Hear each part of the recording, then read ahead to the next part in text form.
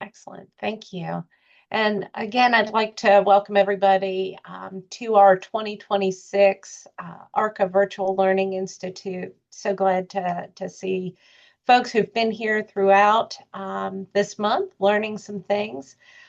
Today's session is a little bit different than the one that had been advertised. We had to take a hard left turn. And as we say in our program, and I think most folks who have a rehabilitation background say this, we are rehabilitation, we are flexible.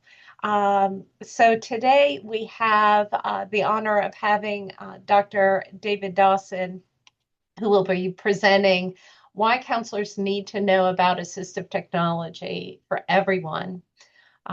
Dr. Dawson comes to us from the University of South Carolina Floyd School of Medicine, and has been with the university for a number of years. He's a loved professor, teaches by practical application. And what he's really known for is his passion for technology. He's one of the co-directors of the South Carolina Center for Assistive Technology and Educational Research, or SCADR Lab, which is in collaboration with interdisciplinary faculty from across the campus, working with individuals with disabilities, disabled kids and their families, and those without disabilities. At the heart of the center, the core values of equality, equity, and access. The center, and really this is part of what David brings, is that no person should be deprived of services, benefits, or opportunities due to disability. Having been able to visit the lab on a number of occasions, it's so much fun to see the kids playing with robots and 3D printers and doing some programming. So David, I appreciate you being here. Just as housekeeping, just a reminder, this is being recorded. And we ask that folks leave their mics off. But questions, please put them in the chat, and Dr. Dawson will be answering them throughout the presentation. And with that, Dr. Dawson, the floor is yours, and you can put up your PowerPoint when you're ready. All right. So let me go right here. Oops. Already got. It just did something really unique. Give me a second, Chris. There we go.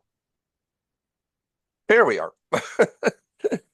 I'm the guy who supposedly knows this technology, and all the younger people shake their head. So thank you. I'm honored to be here, and I'm glad to share this with you. And this is why people need to know about assistive and adaptive technology for everyone. And one of the things I want to make very clear here is, again, I belong to the Counseling and Rehabilitation Program at University of South Carolina. I am also part of the South Carolina Center for Assistive Technology Educators Research.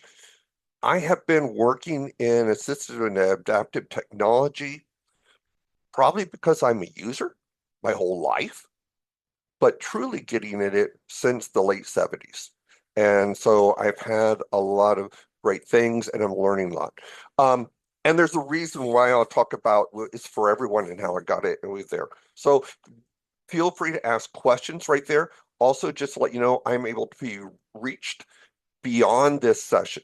And so if you want to ask any questions or anything about system technology or even technology in general, please do. All right.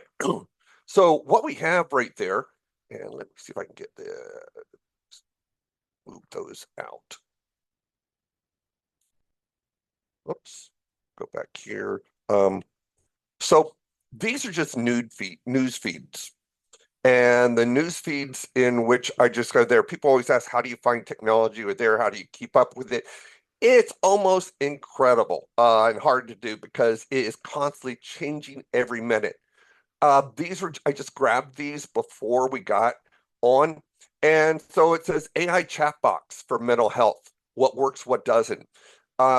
that is a really big thing at the moment. Looking at how chatbots work in persons without disabilities, we see people who are using chatbots. We see research that came out last week on the companionship and the problems with the inverse with companion bots, and where we see the good and bad. For persons with disabilities, AI can be fantastic, and we'll talk about that. AR, XR glasses. These are, again, right now over here, I have a VR headset on my desk. Within the next 2 weeks, I will have just glasses and they will look like regular glasses. And these are going to be fantastic because of that. For a person with disability, again, I'm hoping to get these so that I can go and use them for Zoom readers. I'm hoping to use these so that I can be out in the field, just regular, as I read cans, labels, things, it's going to identify and talk to me in my ears, and just different ways that I can help. If I wanted to relax, I also wear smart watches right there, and maybe it will come up there and I can fix it so it goes in this little sunglasses and where no one sees it, but I see it, and it's going to say breathe, and I'll be going through this breathing simulation right there while, and no one will see it but me. The other one, people were fitted with rings and with wings and VR, started the brain training, and this is something we've been talking. We've been doing research and looking at virtual reality for probably about 14 years now since I've been here. And one of the things we know about virtual reality is it really changes the brain. There's some plasticity of that neuroplasticity and how it affects. And this really is really great, especially we'll talk about VR a little bit on how I use it for persons who are having timeouts, how we use it for relaxation, how we use it for pain management. Okay. Talking machine learning right there, depressed persons, wearables, again, that just came off the feed right there. And then the one that I actually sent people with AI wearables, game changers for a person with disabilities, which I kind of say, duh. But I'm glad to see when industries are looking at this, and that's the best part.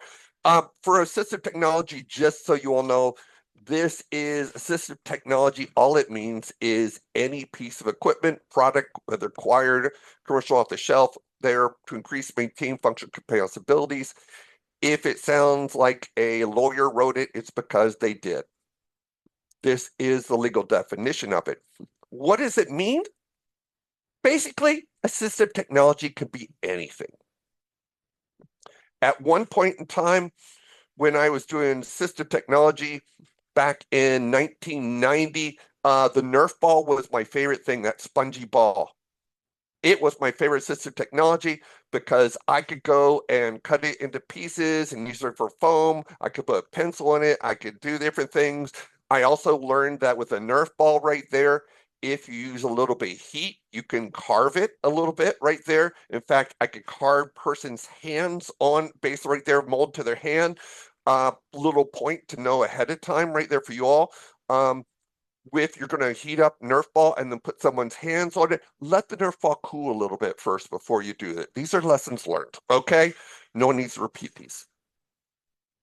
Functional loss. Why do we use assistive technology? Obviously, for persons who have loss of vision, hearing, communication, cognition, all right? These can be persons who have lost them, anything from aging to persons who have learning disabilities, persons, again, with communication disorder, persons with Alzheimer's. As we age, that loss, you will see more.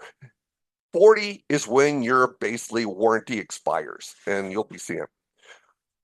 Why else do we use it? These are some symptoms there. What got me started in assistive technology was not the idea of looking at counseling, but working with youth. And I had and this is the one I tell people, is I had a number of youth that were behavioral management issues. They were explosive, they were there, they were not listening. And we're talking about 80s. And they said that they have a mental health, psychological problem. There was a lot of labels people gave youth at that time. When I would boil it down to what their symptoms were, persons couldn't read, anxiety, memory, problem with memory, problems with different ways of managing pain, their stuff. And these were causing behavioral issues. And so what I found is when I could go and provide, sometimes they didn't need counseling. They needed that way so they wouldn't have that block. So for kids who are frustrated because they were having problems reading, the moment I got something that could read for them, changed the boat, changed their attitude, changed everything. So one of the things that I always like to say, people say ADHD. ADHD, yeah, that is right there with them. But with the ADHD, what is the symptoms? What are the things that they need? And then how can we use technology to help that? Everything from technology to on the wrist, the buzz there and stuff. And so this is why I always say this is for persons with and without disabilities. And I try to make this all the time clear. Common uses, we see it, keeping track of appointments, staying on focus there. Staying task focus is really great for people who need to stay focused. You can put little timers and things on watches right there that lets them know they have to be. When people come to my center, we work with youth with a variety of youth with and without disabilities. We work with youth who also just don't know how to focus. And one of the things we do is through play, how to teach focus, how to train there, how to do it with STEM. And the rule is that persons basically to be in my lab, they have about 45 minutes of focus right there, work before they get to play with everything. But we do a lot of different ways we get the focus. And so helping persons learn that, track medications, remembering names, emotions, getting lost, all of these ways we see common issues. All right. I'm going to go through some really quick slides and then we're going to get to some things you can do right while we're there. Um, when people think about that, first off, they think about AT for, again, physical. And yes, we do. We do see a lot. It could be amazing AT. Assistive technology could be incredible for, again, for persons who may have essential tremors, for persons who may have, again, as you get older, persons who have acquired a disability, persons right there. So you're seeing right here, one's on there. And so the picture's right there. And I apologize. I did not scribe myself right there. I am a older white male with gray beard and hair and also wearing a old classic professor jacket. All right. And so what we have in front is pictures right here. So one of the pictures in the upper left right there is a person basically turning on stovetops. And this was something that was made basically, as you could tell, using a brush. We just basically used a brush. We changed it a little bit, put it in there. We see in the middle right there, this fork and this spoon with a handle on it. These are, again, big tools right there for persons as get grip, persons right there, different functions. The one on the far right is an idea of an old, basically simple tubing device holding a old telephone. We still have those and they are really good, but there are a lot of other ways, but I still love the picture. The two on the lower left right there is a person basically who's using what we call a finger pin. They put your finger through it and then you can write that way.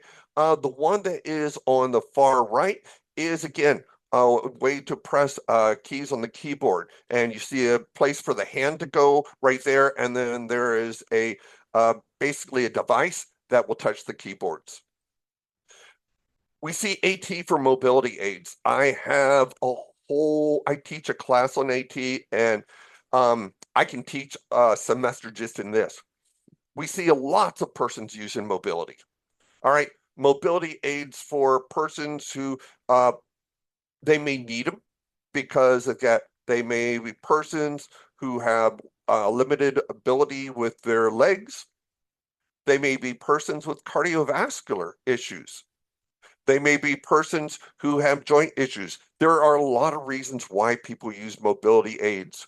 So there are a lot of different ones out there. There's scooters right there on the far right. You see as a scooter. Scooters are really great. I love them, but they need to be picked with purpose. There's a whole thing I have just on ergodynamics and what I call uh, center of gravity. And so when we're looking at scooters, helping people pick the best scooters right there that they can get, they can use, can try. On the far right is, again, we see people, again, help the walking aids there holding on and right there, different ways to do it. And the bottom is a device that basically goes and it's a chair that leans forward to help persons stand up. As I get older, I find I need that more and more. Some older other aids, I just threw these in here because this is kind of outdated, but it's fun because these are things that people still sell sometimes online. Um, Sometimes they work, sometimes they don't. The one that is on the far right, the one that I love and hate the most is this is supposedly it's a milk jug and you see it on almost like a teeter-totter type thing to help you pour. And if you really look at this right there, it's a disaster waiting to happen. First is for persons who have limited dexterity, limited mobility. So how'd they get that milk jug even then there? The second thing, which was really fun when we tested this years ago, when I was in Iowa, was that it doesn't matter. It will only fill so many glasses, and the glasses have to get smaller, smaller, smaller because of how you have to turn it. It's just wonderful. Remote controls. We now have remote controls that you can work your phone. I love Roku and Roku's ability to understand my voice and to work with that. The one that's on the far left here on the bottom is a button hook, and that's well, I'll show you kind of one of those. And then the one top is for writing checks. The one that's in the middle top that has the person's foot in there is for stockings, helping to pull up stockings, socks, different things right there. AT is used for all-time medical. So there was a person who was having Alzheimer's. The symptom was believed that they had Alzheimer's. The persons would come in, they were always unclear, different things, different right there. What we found that this person, sure, they did have some, but what they had was actually a lot of natural memory issues, but they also had problems with day, time, place. So they would sometimes go and take their medications a couple times in basically, they may take their morning medication right there at the same time. So the blue ones on the far left are basically blue boxes, and those are medications supposedly by the day and the times of the day. That works really great for most people. But when a person doesn't remember time and place, they may open up the morning one, but then 5 minutes later, they may say, oh, I haven't taken my other ones yet. And what's what this person was doing? This person was taking one, and then they would realize, look at it and say, oh, it must be this time. And they would take another one, or they forget the day. And so it wasn't so much the dementia issue, the one that they had as bad as what it was actually a symptom of overdosing themselves, which came to a whole other thing. So what we did was later, really cheap, we got assistive technology that basically, and these are really nice and easy to find, in which they put the date and time in there, and you only can get that pill for a certain date and time. And it gives you some of them will give you like a 50-minute grace, some will give you a half-hour grace, and those are really nice. Hand magnifiers are another assistive technology we use. Most people don't think a lot about robotics. We're getting to this place that is just incredible, and prosthetics are nothing like they used to be. Prosthetics used to be all tension based, arm based, right there, pointing there. We have abilities now for robotic arms, and the most really cool things about this. Again, you hear my excitement because this is what I do. I live and breathe this.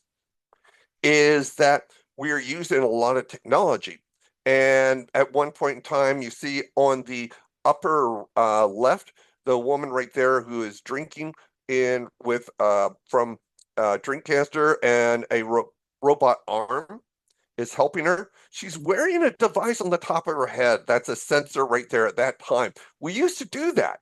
Don't have to do that anymore. Now we have sensors that are much smaller, embedded in there. On the lower bottom, see another person with a different also type of arm, basically that they're using robotic arm right there that is picking up right there, grip right there, and they have again what we call an above elbow amputation right there. The person on the lower right is probably one of my most favorite gentlemen in the world. He is bilaterally upper right there, limb loss, been that way for 20 years. He was in experimental program and which now is there in which is using his brainwaves.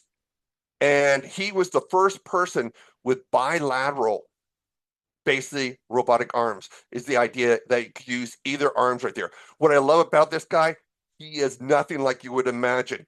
He is a hardcore Irish biker and has all of the goes along with it. If you ever take a watch videos of him, he's just wonderful. The one that is on the upper right is now we have robotic arms and sensors right there that not only can help us, we can actually synth and give up to our brain right there of when things are delicate so that you can be very soft. Now, to blow your mind a little bit better, there are now, actually not now, it's now a year old, but you could take the same robot arms upper right, and if I stroke the top of my hand, I would feel it. So we are getting really quick in assistive technology right there on that. Legs are the same way. When we're looking at lower the waist, there are a lot of ways that we've gone now with different types of robotic legs. Also, a lot of manual legs. We're still doing a lot of manual legs, a lot of non-robotic legs. But you see a couple here. We still in the center is again a person right there running what we call the blades. We call those blades right there. They're different ways again to help you run. The one on the far right that takes over the screen, the gold one right there with the foot is a kind of a more traditional prosthetic that we would see, but it has built in different ways to record the movements, different ways that ankle flexes.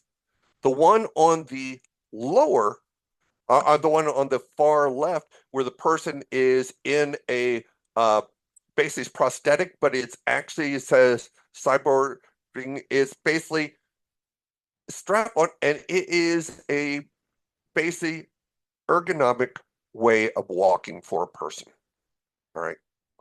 And that's what we see on those. And we are seeing these on the middle right there, persons who are strapped in these and learning to walk with assistance of robots. And this is actually something that is not just for persons with disabilities. We're seeing that in the industry now. We're seeing persons who, as they lift things or they walk things or they need that stability and you want to stop people from getting injury, we're seeing more of that. So in the future, I'm hoping that we will see greater advantages of that. And to the point, chairs will be a choice on there. EEG systems. I love EEG systems. I don't get to play with them near enough anymore. I'm hoping to get some. One EEG system is basically what it sounds like. You strap it on, it reads your brainwave patterns.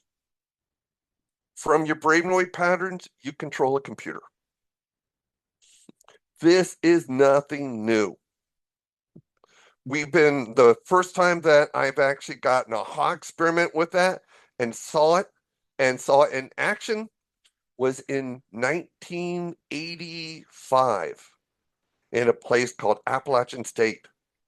And Appalachian State had a biofeedback lab, and their biofeedback lab we were putting sensors on people, and we were doing it that time.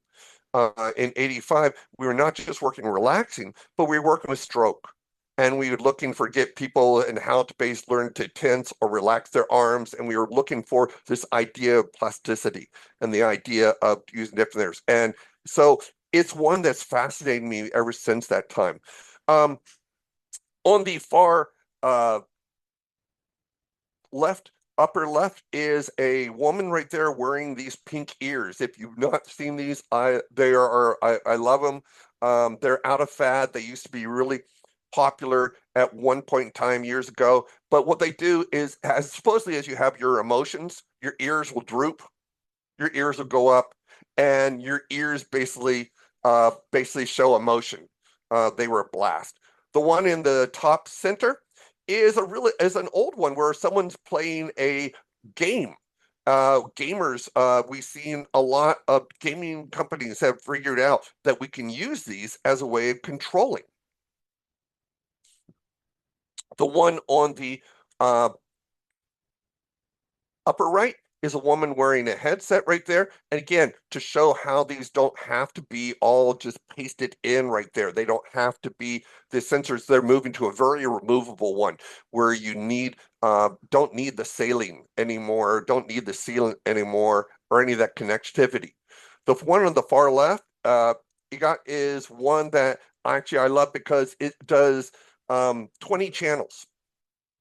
So EEG tells 20 channels of areas different around the brain, delta, kappa, beta, everything you can get right there.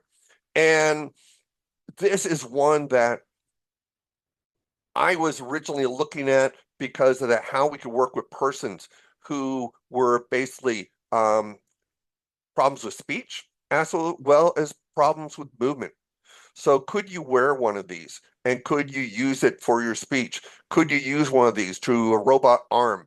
How could it give persons who are paralyzed or even persons who are what we call waking comas? They're in comas, but they're not there. How can we find that brain stuff? I can see that noise in there when they're in that. And we actually got played with it for a little while. And then I got sidetracked, as I often do, coming back to it. But one of the things we found, it was really good, but what we have to teach people is the moment that you focus on a task right there, people can't do that all the time. We get like something happens and you look over there. Well, that's going to break that. And so we had to write programs to help censor that and filter that. And we do now. The woman who is on the far right is wearing one of those devices. She's an artist. And she basically, her whole thing is playing these sound bowls, and they basically are fountains that come up and they different sounds, and she has 50 separate ones, and she does a concert, and she does concerts just by sitting there and just with her mind and these, and it's wonderful to watch, but it shows the power potentially there, right? So assistive technology, I showed you from really beginning to there, and that's what we need to know. Assistive tech does not mean computers, they're high tech. High tech is great, wonderful. We see high tech with power chairs, sensor devices, EEG.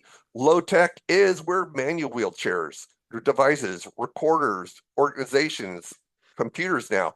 No tech is things like word boards, glasses. Low tech is the easiest, friendliest. And I usually, if I have a high tech device, I also try to have a low tech match. All right. We'll go into computers in a second, but computers have this all available to you.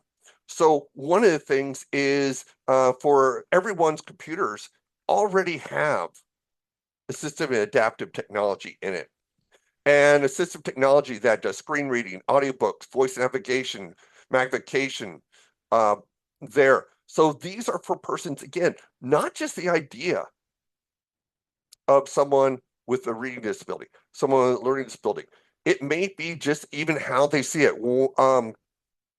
In when my first probably 3 years here, we had two students of mine.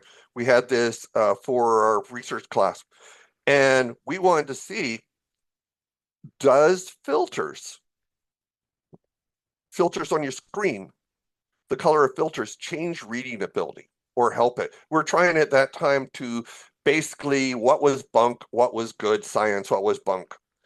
And so there was a study in which we had these little colored filters. And these colored filters, quite honestly, just I went to our local Kmart at that time, and I found these filters that you could do highlights for when you're basically folders, so overlays as filters there.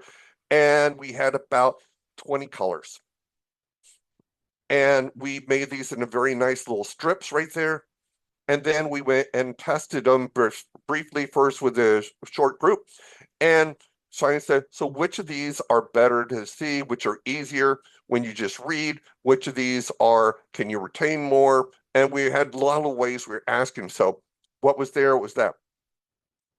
Didn't get a whole lot from our small thing, so we took it to campus and randomly got 100 people. And I was making predictions on this. If the person's eye, if they're getting older, they'd have probably a yellowish filter, therefore they'd probably use a blue. If a person had this sensitivity, they'd probably need this filter. And I was making all of these really good evidence based on research of what filters certain people should take. What we found out was none of it they mattered. They loved filters, and filters did help. Filters helped with ease of reading, time of reading, some people concentration, some people focusing on it, but there was no correlation. And this is why one of the reasons when you have these options is the idea of having people look at filters and changing filters over till you find what's comfortable for you. Each person is very unique in that. And that was amazing to find. What we found out, by the way, the worst one is black and white. So what we have for print, why is black and white right there? Because that's easier for publishers. And that's the one right there. I have right there, Chris, let me know if you can see that I pulled up a computer screen. Yep, we see your settings. Yep. Okay, so one of the things I want you to see right now is to take you to the very first place on your computer right here is the idea of if you get your computer right there, and all of us have regular computers, and if I go over here into my settings folder, if you have a Windows machine, you have a Mac machine, it doesn't matter. You can do this while you're watching me. We have an accessibility. If we click on that accessibility, these are all things that are already built in your computer right there. It's text size. So I can change my text size to really large or really small. Again, it's the person right there. Monitor, we talked about monitors right there. I can change the lights. I can do right there, make your lights warm light or adaptive right there. I can change my color concentration, how it wants to appear. This is where I said I could put filters in, and mine do actually, if they look a little bit off scales, because they have filters on there. Right. Text size is a great one right there. Mouse pointers. A lot of people don't use mouse. So how do they use it? You actually can use your head movement right there, but you can use a mouse with go up and down. You can change pointer. All my pointers are large right there, and different indicators to point there. You can have tails that track, different ways, again, that we really can change this. Magnifiers. You can buy a magnifier. You don't need to buy magnifiers. There are plenty of magnifiers out there that are built in. This one right here is right there. Of course, you see I got it at the 200 level right now. I could actually make it larger, up to 500. So for persons with low vision right there, again, or persons who need just a little bit larger. And you all cannot see it, but in my office, I actually have a 55-inch monitor. And at one point in time, it was the only thing that I could see. Um, Saying that, I'm also, uh, it won't let me do it while I'm in here. All right. We can also do it with the button presses. So there's a lot of different ways. And there's a lot of shortcuts it talks about. Shortcut on different ways. Reading. We can have things read aloud. Right now, I have mine reading my voice right there. We can change different voices on there. You can record size. Again, so audio files. So magnification and audio are all built in. Color filter. So there's a ton of stuff here, which is fantastic. You also have the ability, and so while I'm in here,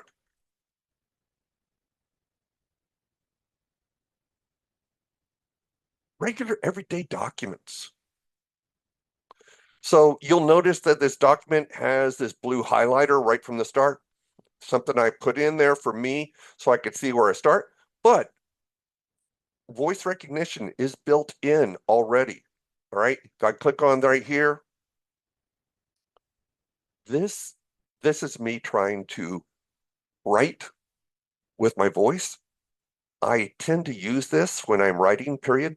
Sometimes it works better than other times, period.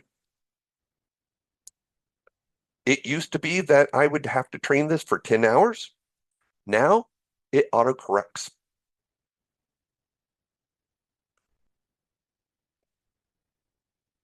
This for 10 hours. Yep. It went off on the time meow. Okay, that's okay. That's me with my voice on there. My voice sometimes actually will turn things off because I have a range in my voice that's there. What's really groovy about this right here, another assistive technology that for persons with and without disabilities, and well, I didn't have to do that, but I could have. Just annoyed me. I could have told it to do that. But if you notice right here, I love Word because it automatically brings things in here. And so if I want to hear this right here, again, I can listen to it.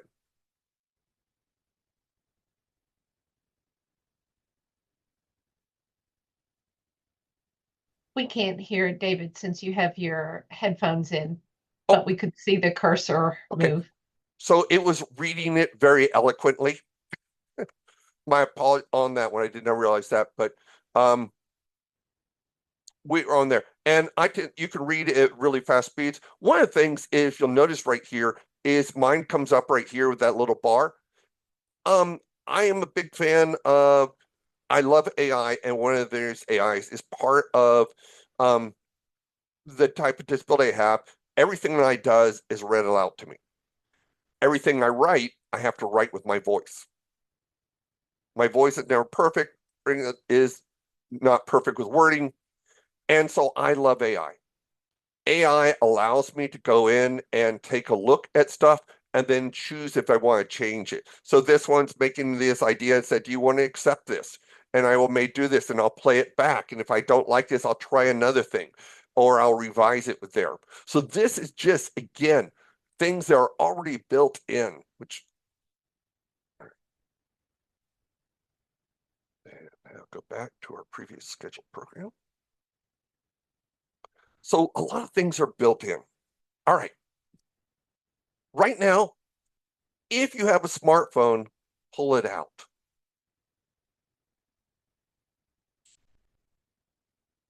I tell the students in class, if you have a smartphone, pull it out.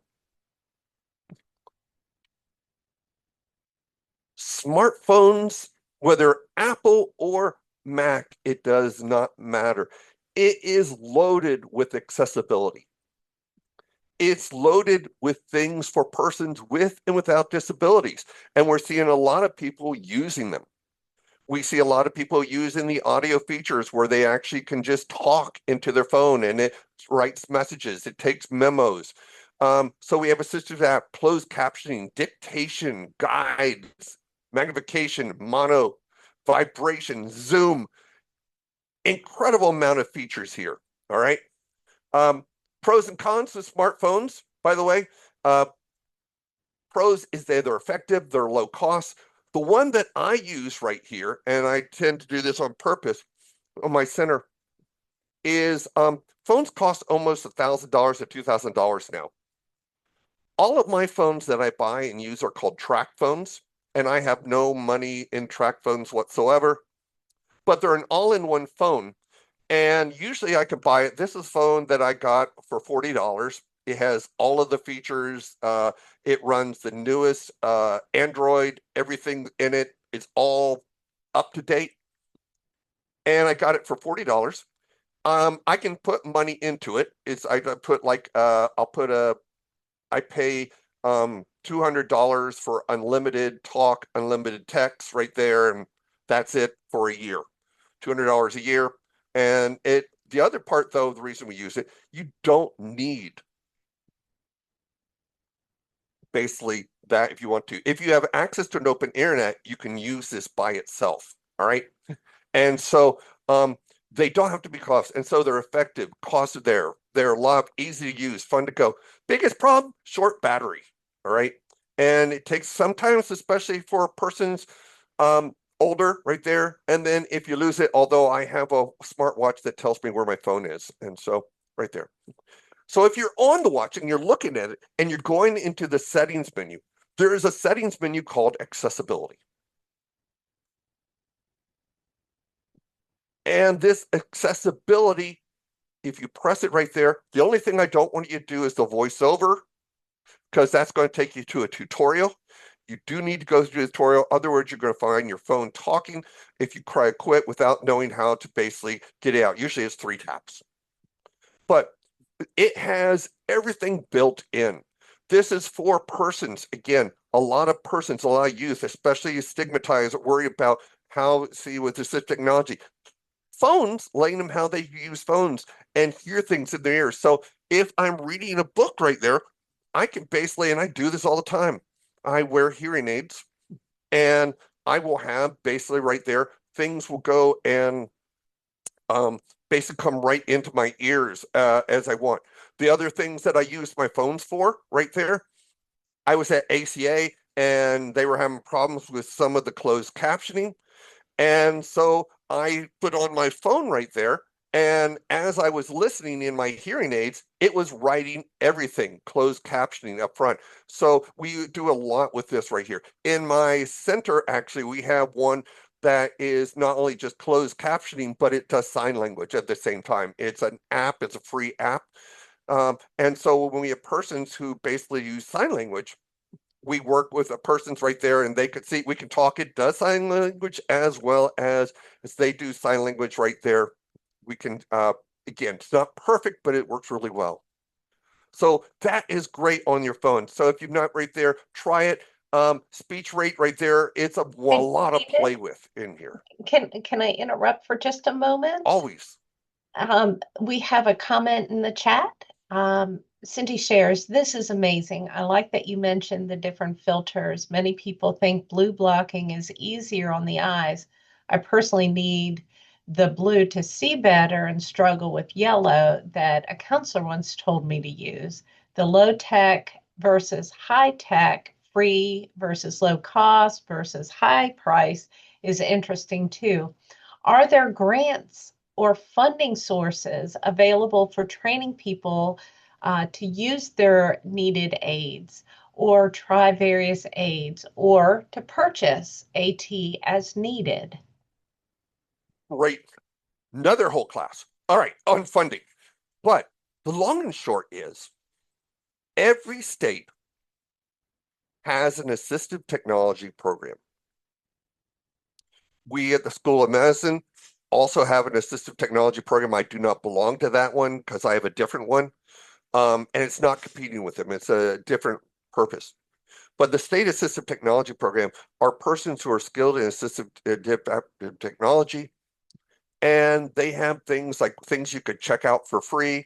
They have things that you could borrow. They have a lot of different, usually tips on apps. I also have information that I can let you know. I am on the free and cheap. I am a college professor, therefore I live on the cheap. But I do that for a reason for my consumers. A lot of my consumers don't have a lot of money. And so we look at different things of what we could do. The EEG setting that I showed you, the portable one that had all of the 20 rings that the woman was using for the to make the water fountains and the basically the concert, that's $700. $700. It can be a lot, but when I was teaching at Winston-Salem State, we used to do for our basically club or rehabilitation club, and we'd do ways to do it. And we had a McDonald's that would allow us to do a car wash there. And we would make $300 just in about a 3-4 hour time slot of just people donating, let's do car washing, different things like that. And again, that allowed our school to use it for different things in there. And there are grants. Different states have different grants. There are Medicare, there are Medicaid ways that you can do this. There's also a lot of ways on the cheap, and I can help you with that. The other one I would tell you go is to look up for your state Center for Independent Livings. Your state Center for Independent Livings are also ones that can give you great access to it, and also your state services for the blind and state, again, Spinal Cord Association. You have a lot of resources available to you, including me. Any other questions? No more in the chat at this moment, but you All right. got a thumbs up. All right. So a lot of Zoom features we use. And so with right now, a lot of youth, they live on their phones. And there's a whole nother topic I can talk about, the good and bad of phones.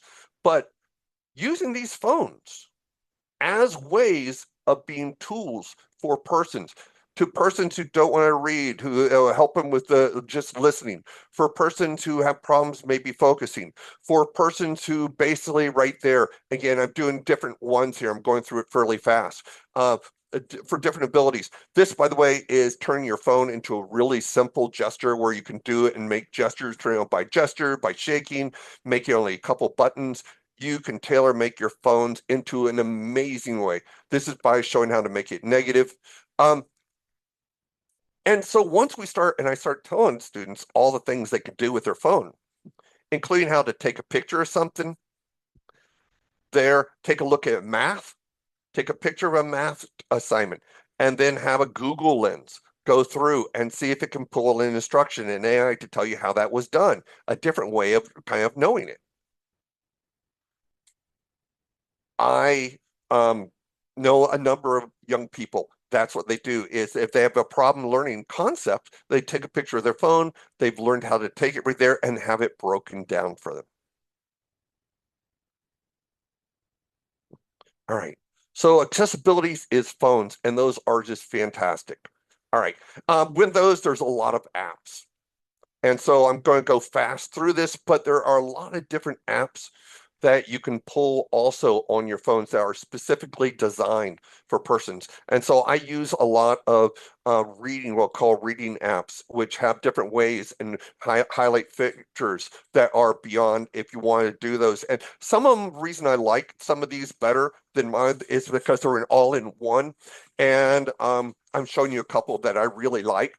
One of the things that I really love about these apps, trying to get someone to use these, was that the person also was vision, had problems with it. They didn't really want the Zoom whole lot for text, boredom. And I said, what about comic books? Do you like comic books? Yeah, hard to read, but I can do them. And so we've got these apps right here opened up comic books.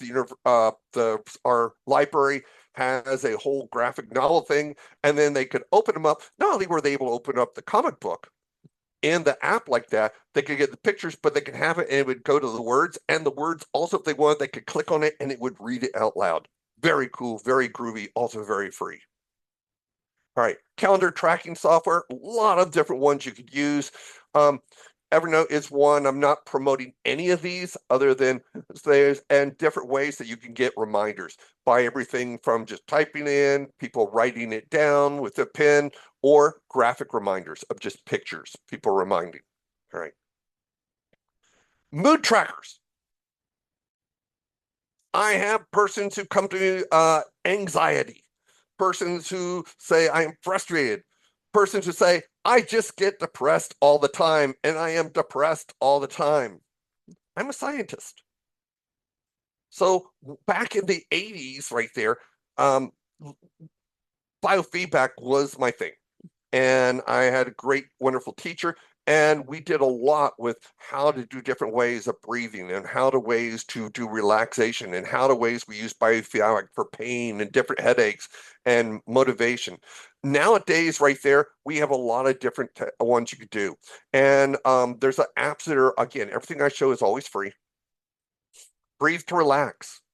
Breathe to relax is one you can set for your breathing cycle. One of the things I don't like for when you have these devices that say, I'm going to teach you to breathe, follow my voice with box breathing. All of us breathe at a different rate. There's some of these box breathing ones that if I follow, I basically find myself passing out because that they do not let me. And so I have to lower my rate of how I breathe. And so it has a way of doing it.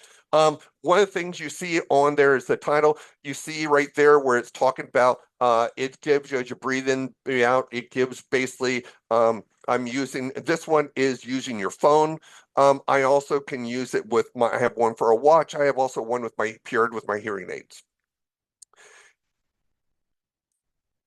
The one on the far right is a picture. It says when you're stressed, before and after. And it shows right there as you do it, it shows where you were before, your heartbeat there, and then afterwards, after you did it, which is what you really need.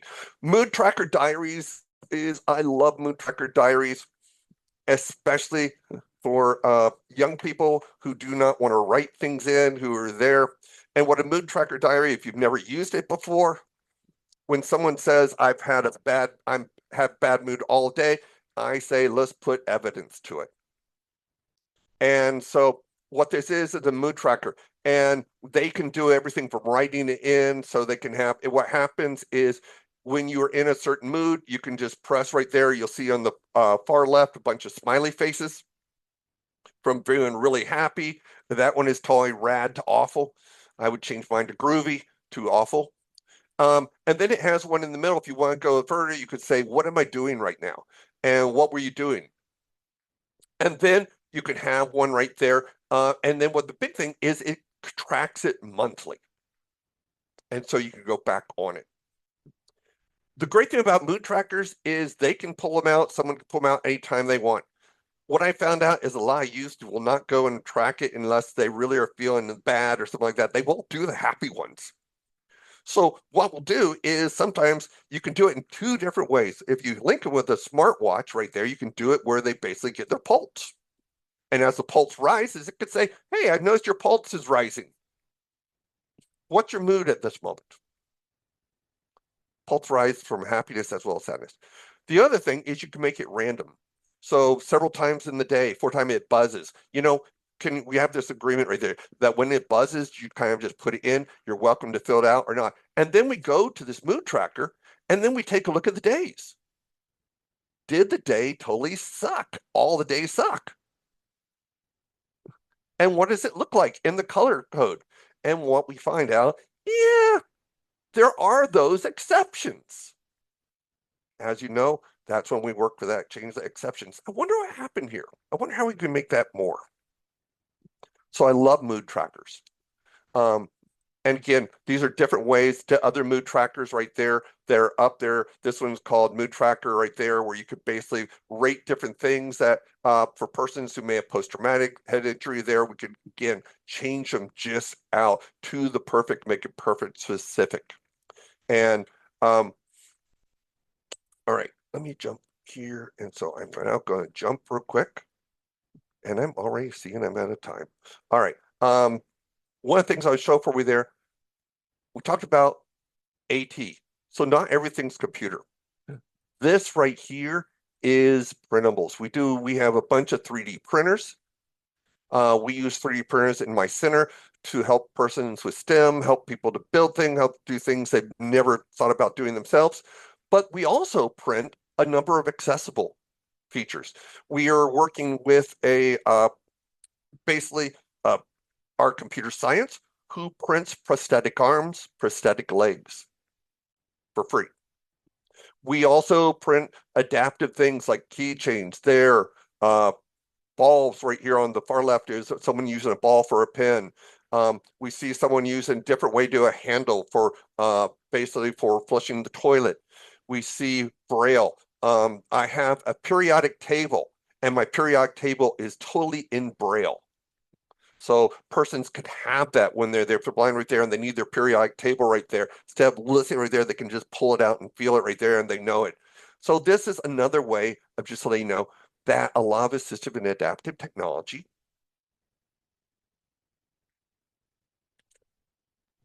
is free and it's easy to make and it can be used by everyone. And I believe I've already gone through the time, didn't I? There's a few minutes left, All right. so why don't we open it up for questions? Does anybody have questions? And what I'm letting question, what I want you to know is I live, breathe, and eat this every day. So I know a lot of this and a lot of it's there, but I start with everyone and I will work with everyone and it's endless. I love it. Questions? What questions do we have? How might you use this in your work? Again, depends on the work. I love it. We do functional analysis, look at different functional analysis. So depending on how persons right there, uh, persons may use it when it comes into, some people may need a voice recognition to just talk out things, especially when you're stuck, when you don't know what you're going to think of, you got that writer's block. I tell people, just talk, randomly talk like you were talking to me. Um, in computer science, we have something called rubber duck. When you're stuck on coding, you talk to this little rubber duck. And I say, talk to a rubber duck. And then what can you do from that? If a person may have auditory, again, everyone we have a multimodal level, everyone learns differently. And so it may be hearing things. You get better when you read this stuff, hearing it. It may be how you need to filter this out. It may be different devices out there. It may be as you're recording someone's lecture right there, having it basically step right there, just use a phone and have someone going it where it's closed caption you can see, or closed caption for the group.